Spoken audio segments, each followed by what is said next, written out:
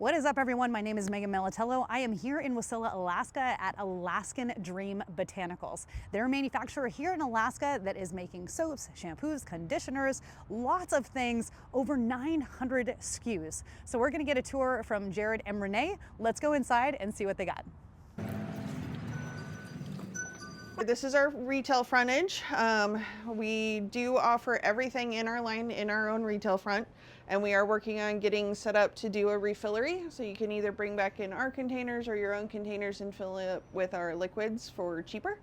And then we have our office, and that's where all the fun label magic happens. Yeah. Then this is our kind of staging area, prep and shipping area. So not only our retail counter, but then we have our shipping area where we ship out all the orders. Right now it's a disaster, but our labeling and gift station, that's where you can sit down and put together gift sets. I will warn you, it's a little warm. This is our drying room. This is where all of the bath bombs and bar soaps go in to dry. It is warmer and also has a dehumidifier in it. And a dehumidifier. It also houses our coconut drums so they stay liquid. It stays about 90, 95 degrees all the time. Otherwise we have to run heaters. So we can lower the dry time for bar soaps by at least a week, if not 2 weeks. So a lot of folks, it takes 4 to 6 weeks. We can turn them in less than 4 weeks usually. Just because it's a higher temp. Higher temp and the we humidity control the is humidity. super low. Yeah, and then the air's moving in there so that it's always, But there are, right now, there's probably, what, 3,000, 4,000 bars in there. Yep. So, and that's not full. When it's full, it's around 10. Wow, So, amazing. Yeah. And then some of our back stock is on those two shelves over there. These are for our to be made into gift sets or to be labeled that he has produced. And then this is the board that says what bars are actually in there drying right now. Nice. Good system.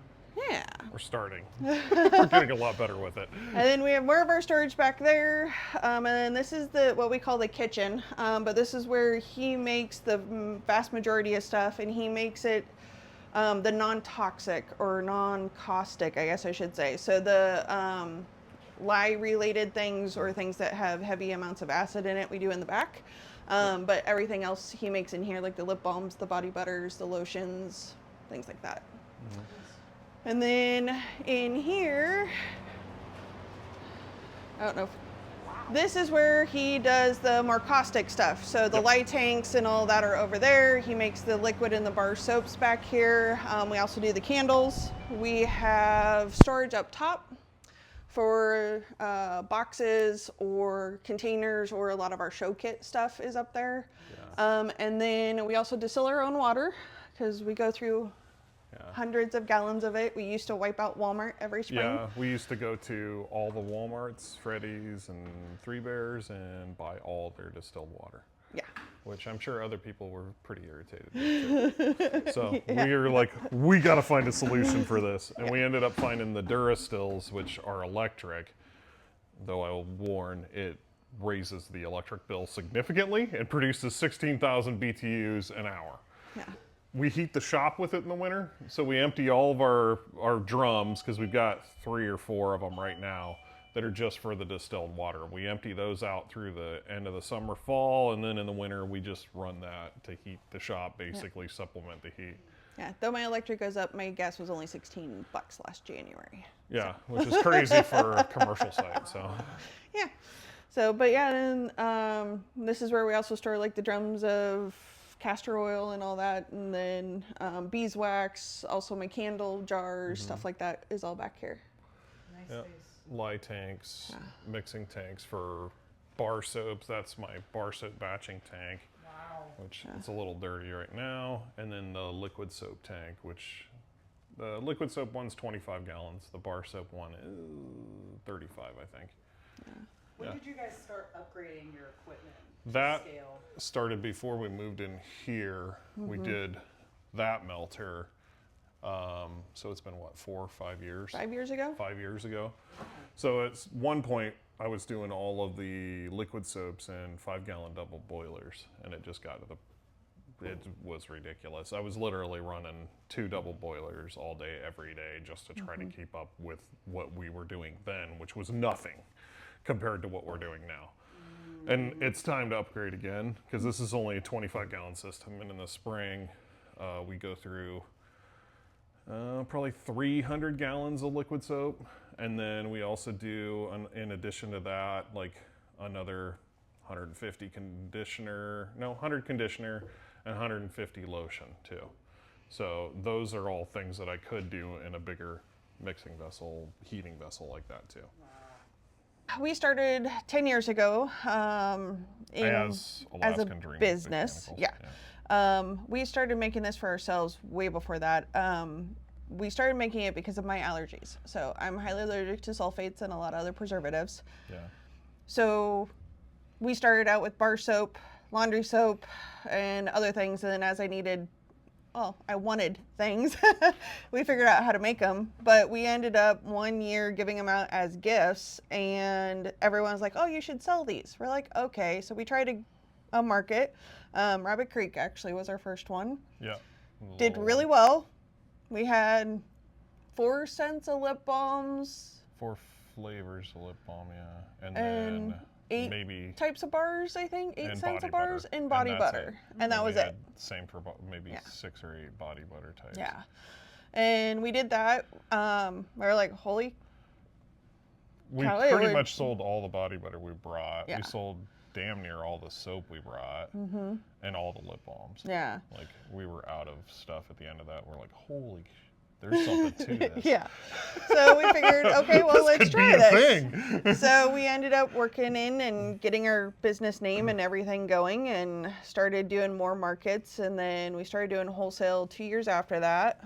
And we now have Yeah. 983 SKUs. Yeah. A lot of that's different sizes of things. So, like, you got a liquid soap in a 2 ounce, 100 mil, 8 ounce, and a 16 sometimes. Or gift sets, but yeah. And then there's gift sets and all that kind of stuff. So We have around 47 cents across all the platforms. it's insane because it basically, you know, we're really into scents and that kind of stuff. So we keep inventing new Yeah. and not wanting to get rid of old. Where we've started finally dropping some of the old stuff, or at least moving some of it, the stuff that doesn't sell as well, to seasonal, where we're going to be doing a lot more seasonal stuff in the future to open up for additional scents, flavors, and all that kind of stuff. Yeah, because we like the perfumery. We build all of our scents from the scratch. We make everything from scratch. We don't use any bases. We start with formulas, and he's our first tester. Once he thinks it's good, I test it till I don't react. We adjust it, and then we have a family and friend group that does our final testing, and then we bring it to market. It usually takes about 2.5 years for us to bring something to market. Sometimes 4. Yeah, the deodorant was 4.5 years, love-hate Yeah. relationship. Yeah, that one took a really long time, but that was more of a, well, we did a lot of market research first, like trying everything else that existed out there already, and God, I probably tried 30 different natural deodorants, and I reacted to like 20 of them. And I don't have allergies, like at all. And one of the common denominators with it was baking soda. Baking soda is a skin irritant, and all of them use baking soda in their deodorants. And like, I break out, and I'm like, oh, I don't get to wear anything for like 4 days now. And then, yeah, from there, I kind of figured out some of the ingredient profiles that worked, or at least didn't cause harm.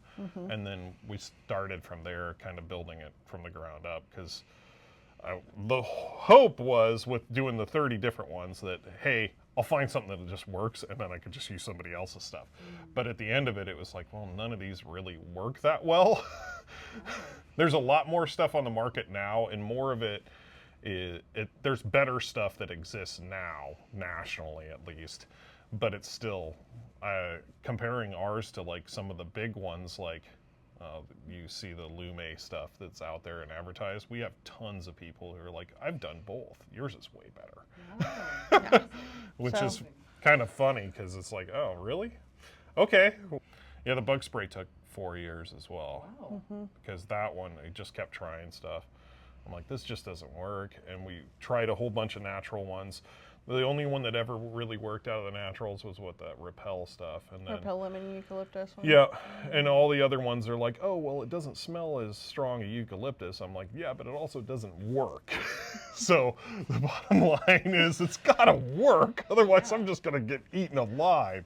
Yeah. She doesn't have to worry about it. She could stay about arm's length from me, and they'll just swarm me the entire time, like just hovering, and they won't even hardly touch her. Yep. And yeah, so I was like, okay, so if I can figure this out, if it works for me, it's going to work for damn near everybody else. And on the third year, I came up with some finally that were like, when I tested them in the spring around the yard, garden, and all that stuff, I was like, okay, these 3 work.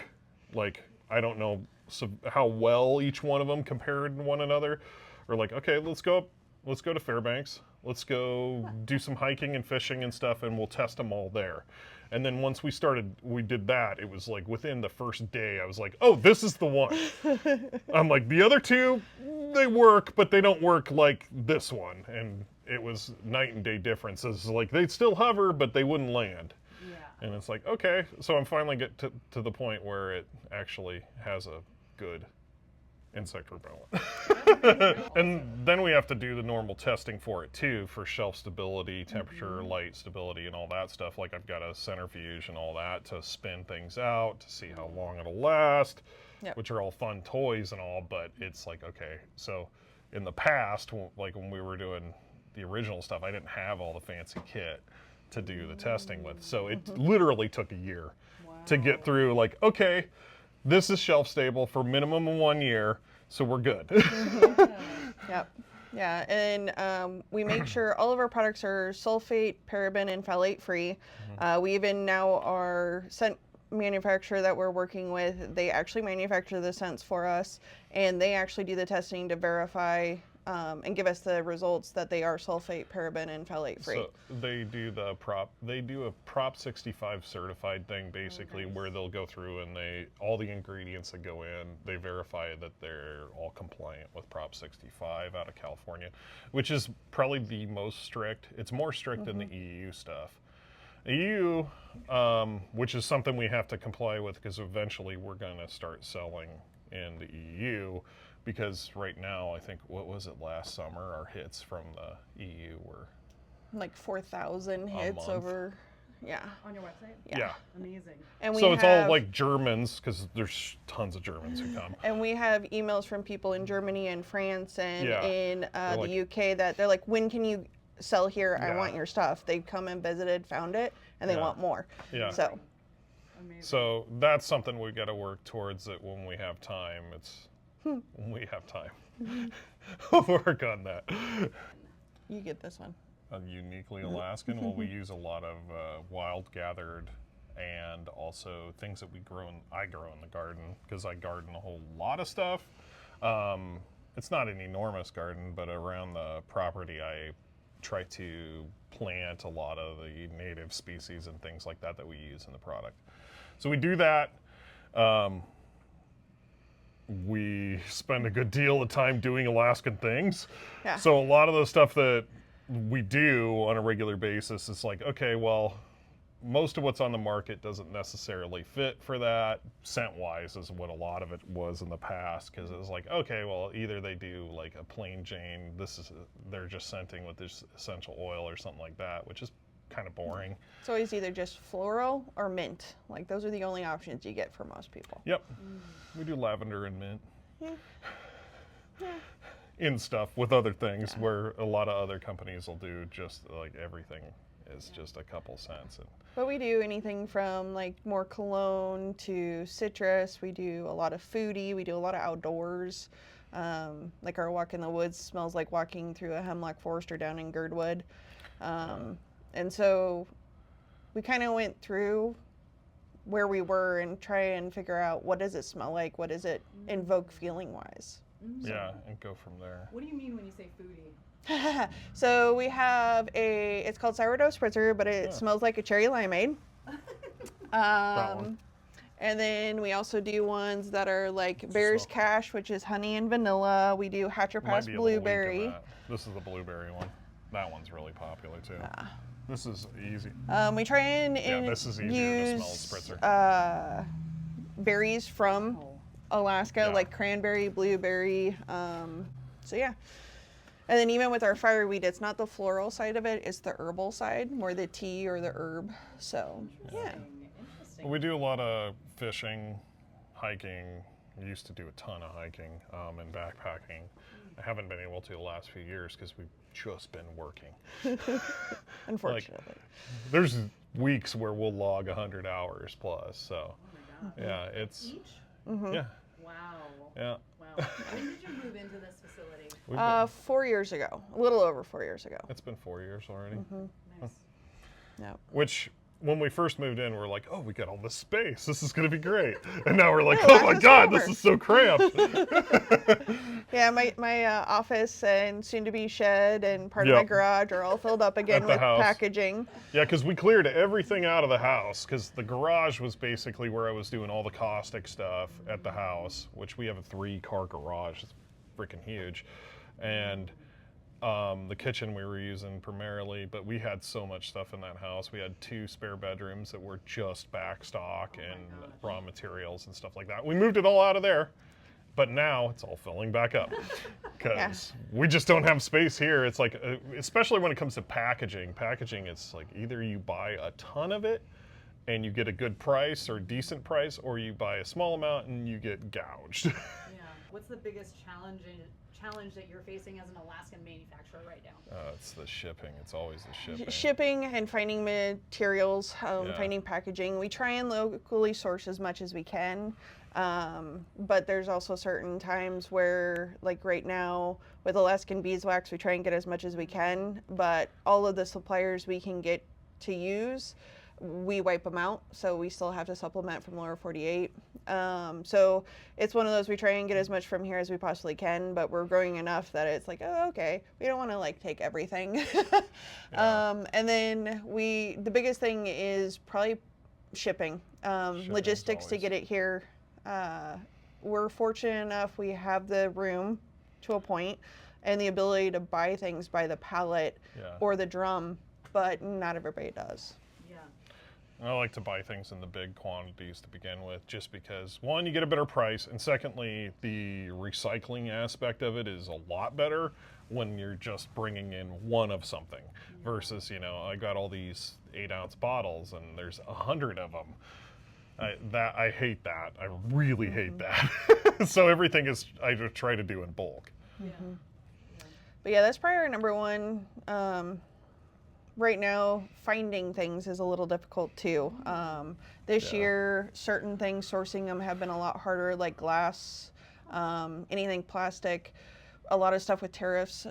Some places, either they're hiking the price or they're no longer carrying it. So we'll go to our supplier and they're like, oh yeah, we sold out of that, we aren't getting more. And we're like, okay, I guess we But- get a switch or find someone new. That's kind of, things were really up in the air for a short while with that, but I think most of the suppliers now have pivoted away from doing a lot of that kind of stuff. They're doing less Chinese, more EU and stuff like that. And so, I mean, when everybody panicked in the beginning, I'm like, well, this is gonna suck. But it's gonna stabilize at some point. And like we use for our plastic, we already use a company that they use 3% recycled material in our bottles. We're trying to work with them to find one that's higher, but also can withstand having soap or something that's high on one end of the scale of acidity. And then we have a company that manufactures in the lower 48 that does our deodorant and our lip balms, and they're both biodegradable in 7 years, and they're recyclable still. So they're treated with an enzyme. The plastics are all, it's mostly recycled. They're like 40 or 50% now post-consumer Yeah. waste. And then they treat it with an enzyme so it does break down, but it still takes like 7 years. But it's a lot better than, 100,000 or whatever it takes for the other Yeah, stuff. so that's all of our deodorants and lip balms are in that. We've been doing that for a couple of years now. But we searched hard to find places in America and that tried to do the recycled. So And we've looked into the paper product stuff, but the reality of that is all of it's produced in China. We have not been able to find paper products. There are a few now in the United States, but it's really limited for the type of packaging like milk cartons. Well, we don't have anything that goes into milk cartons, really. But there's a few things in the U.S. that are, but the rest of it, we were just looking at it. I'm like, so there's really no guarantee on what's actually in this because they don't necessarily follow what the U.S. considers like normal standards for production and things like that. Well, and we also, like with we do cardboard deodorants for a few wholesalers who want the recycled version and the more eco-friendly. We even sell it here, but we also found out it is either plastic lined or wax lined, but they're usually plastic lined. Yeah, so we're better, it's but less it still plastics. has it in it. So it's one of those. It's like, So we figure a lot of people, well, and they also leak, they stain, they don't look as nice. So depending on, some people don't care. A lot of people do. So that's why we tried to find the plastic that was the biodegradable. You could go the glass route too, but the glass is really, really expensive to ship, of course. And when it comes to like the Boston bottles for like your shampoos and stuff like that, you can't use the normal top. You have to have a pumper, and a pumper actually uses about the same amount of plastic as the bottle. Granted, you could reuse a pumper multiple times, but if we were going to just sell them at retail, we'd have to have pumpers on all of them, or offer that as an option. So that was another kind of eye opener. I was like, really? Like, oh yeah, it takes a lot more. I'm like, awesome. Okay. What is working well right now that others can learn from you? One thing I would say is diversify. Yeah. We learned the hard way. During COVID, especially. We were very retail oriented, very event oriented at the time, and then everything shut down. Yep. We had wholesale. We had some wholesale. Wasn't even 50% of our total but sales. A lot of our wholesale was small gift shops or seasonal tourist things, which again were not considered necessary, so they didn't open.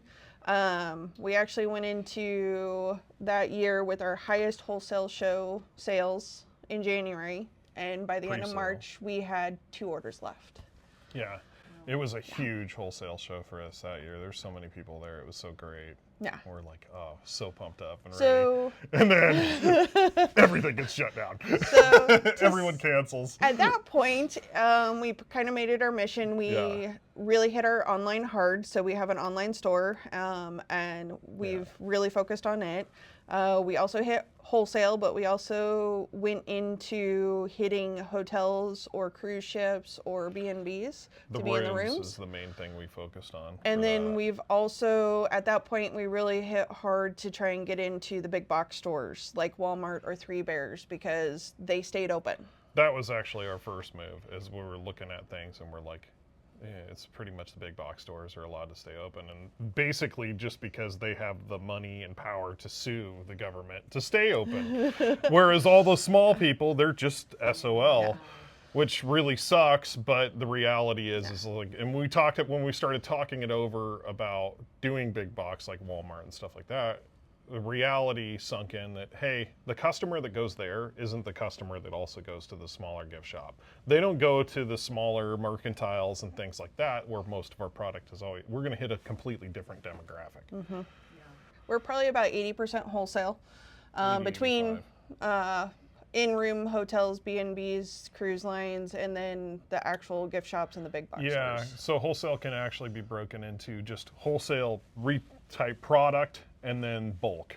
So bulk's a whole nother thing. That's because Alaskan Dream Cruises, we do all their rooms. Pursuit Collection, hotels, we're in their rooms. And then a ton of Airbnbs and smaller lodges and stuff like that. We've got we've started acquiring new accounts with lodges out west, which is great, that are like the very high-end fishing lodges and stuff like that. That he really hopes to one day go I really visit. want to do a lot of that, but we'll see. But yeah, that's probably, it's a lot of work, and it at times pulls us in a lot of directions, and we have a lot of people ask us, is it worth it? But I think we would survive another COVID a lot easier. Oh, definitely. Like, it wouldn't hurt us anything. It would hurt us, but it wouldn't be like it was. No. Because it was crazy. Like, every week we got a new email from a different shop that they're like, oh, we're permanently closing our doors. It's like, oh, there goes another client. Crap. Where some of the makers tried to still make everybody accept their stuff, and like, we're shipping orders. When we talked about it, we decided, we're like, we're not going to do that to anybody, because they could have to sit on this for 2 or 3 years. And some of these things will go bad. I'm like, can we take the hit? And we did. Luckily at the time, most of the stuff we had made was stuff that we could still sell retail. Yeah. And we were able to boost our online at that point, because everybody went to online or pickup. And so that helped. And a lot of the stuff that we had backstocked was like the bar soaps, which they last years. So we're like, okay, we can do this. And then a lot of the stuff we couldn't, the liquids we had done, we donated. Yeah. So. And we donated a lot of stuff like a year after that or so. Yeah. Is when we started in on that.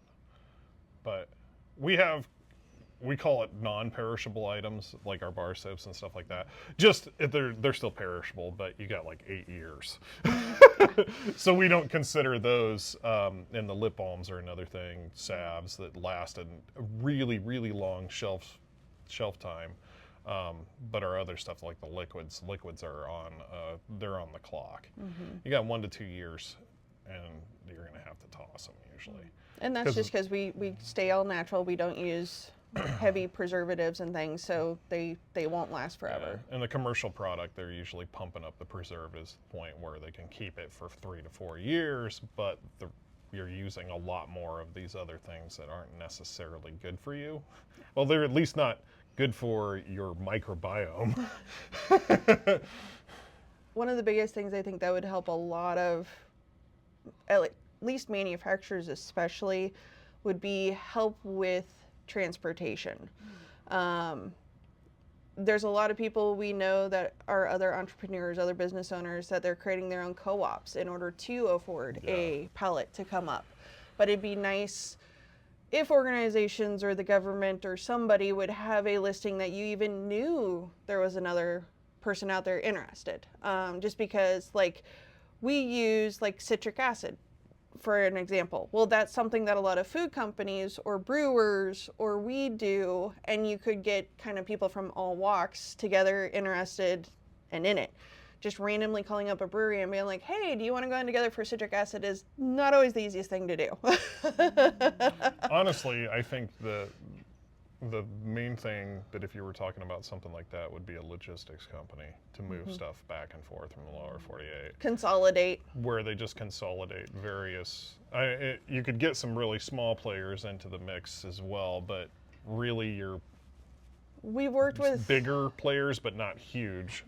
We've worked with a lot of benefit different the companies in the lower 48, especially in Washington, that do basically that. You send them a box you need or 2 boxes you need, and a week later you get another box from another company, and they'll consolidate it all into a half pallet or a pallet. Well, they usually last about 6 months doing that, and then they're like, yeah, it's not gone. profitable. We're going to, if you can do a whole container, we'll do it. It's like, well, I can't even hardly do a pallet at times. So I think that would be, it's a need. I know you probably won't make a ton of money at it, possibly based on everyone else's thoughts, but it's a definite need. And I think if it was actually, because we've clawed and asked everybody and randomly found out about places, there's nobody who, like, at least to places I look, advertise, hey, we do this.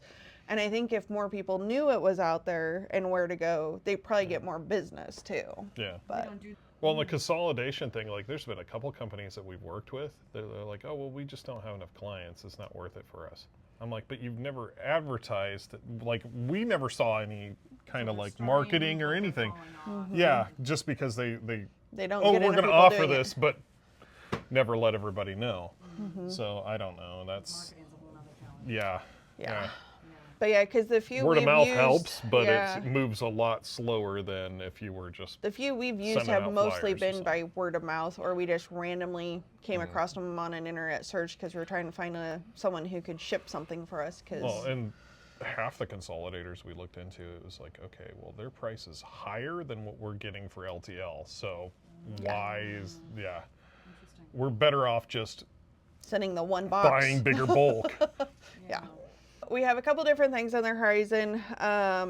Logistics is one of them. Logistics is one of them. We are going to be becoming our own distribution company. Partly for need, partly for request. We have a couple bigger clients who want us to do direct with them rather than going through other companies. We also have other vendors who want to work with somebody, basically not gouge them, but make enough to cover our costs for the distribution is our goal. And then we're also going to be starting donations. First one is going to be with all of our dog products. 10% of that is going to be going to dog cancer research. Our poor pup got diagnosed 3 months ago, and right now she's still clean, but we want to start donating to that. What else do you? And then we're going to start selling some of like the bulk items. Repack basically is what we're going to end up doing for some of that, because there's a big demand for that, especially things like lye, for example. Whereas most of these other folks who do soap, whether or not they sell it doesn't matter to me. The reality is, though, is you can't get it shipped up because it goes hazmat, and most companies won't even bother with it because it's an additional charge to ship it. So you have to LTL truck it and barge it up here. And local places, they're buying frickin' drain cleaner to use in bar soaps, which is not great because the quality of lye you're getting there has heavy metals and all kinds of nasty stuff in it, whereas what we're using for all of our stuff is food grade. So that way it doesn't have any of those things, but we will start doing some repack stuff with that, because we bring in enough. We use a lot, but we bring in enough that we could actually sell some of that stuff off to other folks who are doing the same kind of stuff. I'm in the process of finalizing that business, but we'll have a repack supply business, and it's going to start with lye, beeswax, soy wax, and a few other things. And then we're going to be asking other people, whether it's in the food industry, soap making industry, whatever industry you're in, if you need citric acid, what sizes do you want? If you need wax for something, what do you need it in size wise? And we'll probably just do things that we use ourselves, because then even if we ended up with a backstock of it, we could actually go through it. But that way we can help other manufacturers and other makers. We were at that point. Yeah, I remember that. That sucked, where you couldn't get anything, and then there's only a few companies up here that deal with caustic and stuff like that, and their customer service is atrocious. Maybe there's one or two that it's out there that I don't know about still, but the ones we dealt with, I was like, oh gosh. Yeah. Like, it's 3 months to get an order all the way through before they even start packing it. Was ridiculous. I'm like, what is wrong with you guys? Do you not like money? Yeah, at one point. How are you in business? We went 6 months before they put the order in because they forgot. Yeah. And then it took them 6 months to source and get us it. Yeah, which it was, So. In the meantime, we're not going to do any of that crap. Smaller amounts from other places to fill in the gap, and we're like, we spent more than we would have had we. And that just eats your profit margin entirely, which sucks, because we've done that on rush order this, rush order that, and just because you got to have it. We're higher priced, and a lot of, we and other makers, we can't afford the same margin that they can on something they get for pennies on the dollar. So it's rough to try and figure that out and work it out. And it's a lot of that being compared to other items, and half the time it's like Chinese stuff they're comparing you to, and it's like, oh, well, it's going to be cheaper. Like, they're mass producing these items. This isn't something made in state. We were kind of looking introspectively over the last year at the number of scents and products and things like that, and we were really I was kind of leaning towards, let's narrow it way down and do more like a Raising Cane's kind of approach to it, where you've got chicken fingers and you just put it in 4 different things, and that's how, so you only got to keep track of the chicken fingers and whatever goes with it. And 900 and some SKUs. And I was like, oh, that's really attractive. But then, like, this last show we did, the last trade show, I'm like, you know what really makes us stand out is that we offer all these other things, whereas everybody else is trying to narrow it down and do, like, there's several other body care places there, but it was like, okay, we do lip balm. We do 8 flavors of lip balm.